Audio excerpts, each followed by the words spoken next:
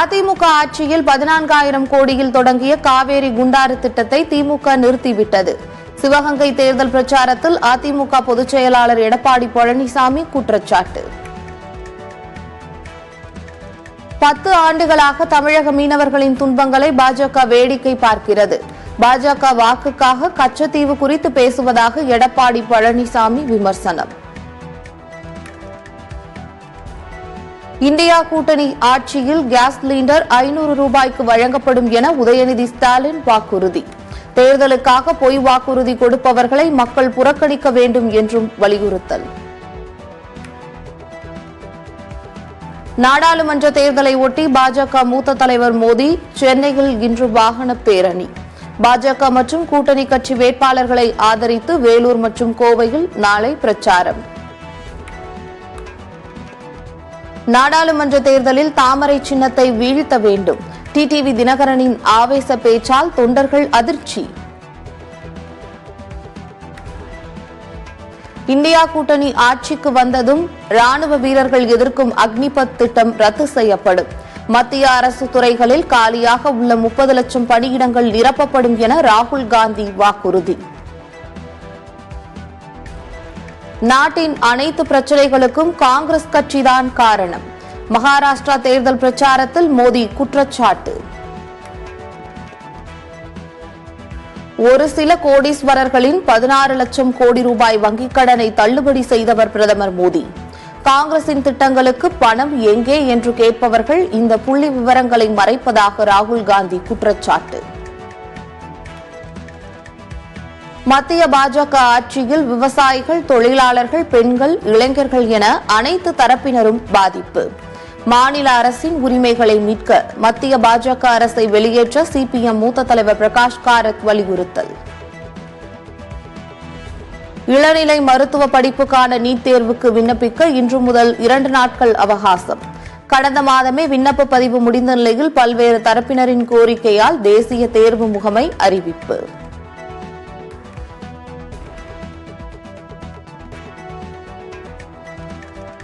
திருச்சியில் அரசு ஒப்பந்ததாரர் ஈஸ்வரமூர்த்தி வீட்டில் 3 கோடி ரூபாய் பணம் பறிமுதல். 3 நாட்களாக நடைபெற்ற வருமான வரித்துறை சோதனைகளில் கணக்கில் வராத பணம் சிக்கியுள்ளது. மயிலாடுதுறை மாவட்டம் கீழமூவர்கரை மீனவ கிராம மக்களின் தேர்தல் புறக்கணிப்பு போராட்டம் வாபஸ்.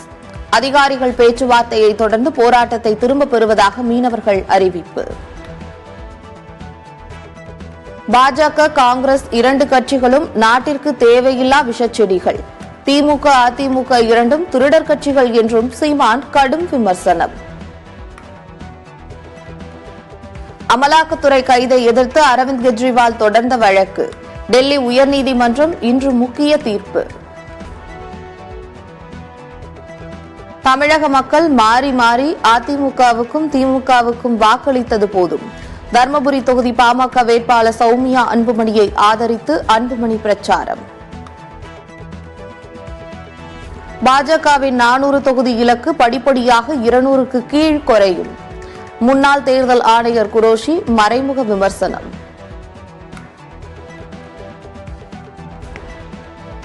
அதிமுகவை அழிப்பதற்கான கடைசி அத்தியாயத்தை எடப்பாடி பழனிசாமி எழுதி வருகிறார். மார்க்சிஸ்ட் கம்யூனிஸ்ட் மாநில செயலாளர் பாலகிருஷ்ணன் விமர்சனம். அட்டூழியங்களுக்கு எதிராக குரல் எழுப்பியதால் பல துன்பங்களை சந்தித்தேன். காஷ்மீர் முன்னாள் முதலமைச்சர் மெஹபூபா முஃப்தி வேதனை.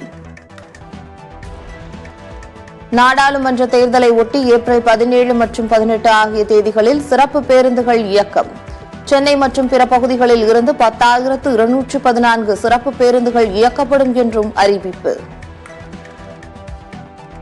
வறட்சி நிவாரணம் கோருவதில் மத்திய மாநில அரசுகளுக்கு இடையே போட்டி இருக்கக்கூடாது. மத்திய அரசின் பலன்களுக்காக பல மாநிலங்கள் உச்சநீதிமன்றத்தை அணுக தொடங்கியுள்ளதாக நீதிபதிகள் கருத்து. லிங்காயத் சமூக மக்களை பாஜக புறக்கணிப்பதாக லிங்காயத் மடாதிபதி பரபரப்பு குற்றச்சாட்டு. கர்நாடகாவின் தர்வத் தொகுதியில் மத்திய அமைச்சர் பிரகலாத் ஜோஷியை எதிர்த்து போட்டி என அறிவிப்பு. முன்னாள் மத்திய அமைச்சர் பிரேந்தர் சிங் பாஜகவில் இருந்து விலகல். மகனை தொடர்ந்து தந்தையும் காங்கிரஸ் கட்சியில் இன்று ஐக்கியமாகிறார். வெப்ப அலை தாக்கம் காரணமாக தமிழகம் புதுச்சேரிக்கு மஞ்சள் எச்சரிக்கை. வெப்ப அலை தாக்கத்தில் இருந்து தப்பிக்க முன்னெச்சரிக்கை நடவடிக்கைகளை எடுக்க வலியுறுத்தல். ரஷ்யாவில் அதிகரித்துள்ள வெப்பத்தால் பனி உருகி ஆறுகளில் வெள்ளப்பெருக்கு. 10,000க்கும் மேற்பட்ட வீடுகள் தண்ணீரில் மூழ்கியதால் மக்கள் தவிப்பு. கொல்கத்தா நைட் ரைடர்ஸ் அணிக்கு எதிரான போட்டியில் சென்னை சூப்பர் கிங்ஸ் அணி அபார வெற்றி. கொல்கத்தா அணியின் தொடர் வெற்றிக்கு முற்றுப்புள்ளி வைத்த சென்னை அணி.